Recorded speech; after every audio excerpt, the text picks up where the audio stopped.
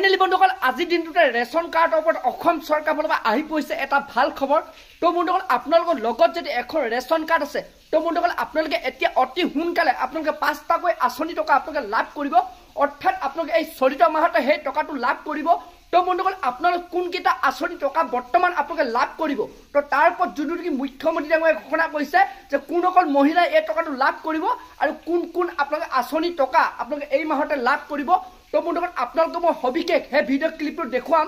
তো আপোনালোকে এই টকাটো কেনেধৰণে লাভ কৰিব, কিমান টকা লাভ কৰিব, কোনকেইটা আঁচনি টকা আপোনালোকক দিয়া হ'ব তো সবিশেষ আপোনালোকক মই এই ভিডিঅ'তে জনাম। তো আপোনালোকে সেইটো কাৰণে ভিডিঅ'টো একেবাৰে স্কিপ নকৰাকৈ আপোনালোকে চাই থাকিব। আৰু লগতে যদি আপোনালোকে মোৰ চেনেলটো নতুনকৈ ভিজিট কৰিছে চেনেলটো লাইক এটা কৰিব, পাৰিলে ছাবস্ক্ৰাইব এটা কৰিব, লগতে আপোনালোকে বেল আইকনটো অন কৰি দিব। তো যেতিয়া এনেধৰণৰ ইনফৰ্মেশ্যন বা খবৰবোৰ আহি থাকে তো প্ৰথমে আপোনালোকে সেই ভিডিঅ'টো লাভ কৰিব পাৰিব।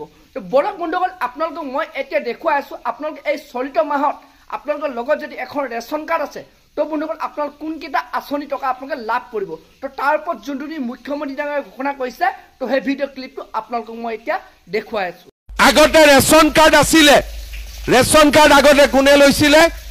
যিবিলাক বাংলাদেশী আহি ইহঁতে ৰেচন কাৰ্ড লৈছিলে যাতে মানুহক পুলিচে দিগদাৰ নকৰে, ভাৰতীয় নাগৰিক বুলি কয়। আজিকালি ৰেচন কাৰ্ড এইবিলাক কামত নালাগে। এতিয়া ৰেচন কাৰ্ডত আমি কি পাওঁ? বিনামূলীয়া চাউল পাওঁ।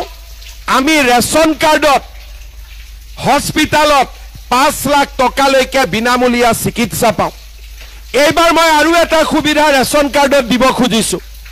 কলেজত বিনামূলীয়া এডমিশ্যনৰ কাৰণে আমাৰ ল'ৰা ছোৱালী যেতিয়া গাঁওবুঢ়াৰ ওচৰত যায়, মৌজাদাৰৰ ওচৰত যায়, SDC অফিচত যায়, ইনকাম চাৰ্টিফিকেট ওলাওঁতে টকা দিব লাগে। সকলোকে নালাগে কিন্তু কমপ্লেইন আহি থাকে।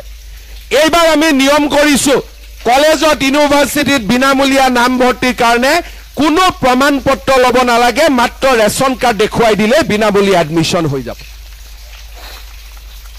তাৰমানে ৰেচন কাৰ্ডত আমি কি পালোঁ?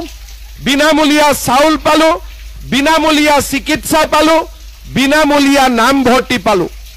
আৰু ডেট এটা লিখি ৰাখক, 1 অক্টোবৰ তাৰিখৰ পৰা মই ৰেচন কাৰ্ডত আপোনালোকক দালিও দিম, আপোনালোকক চেনিও দিম, আপোনালোকক নিমখো দিম।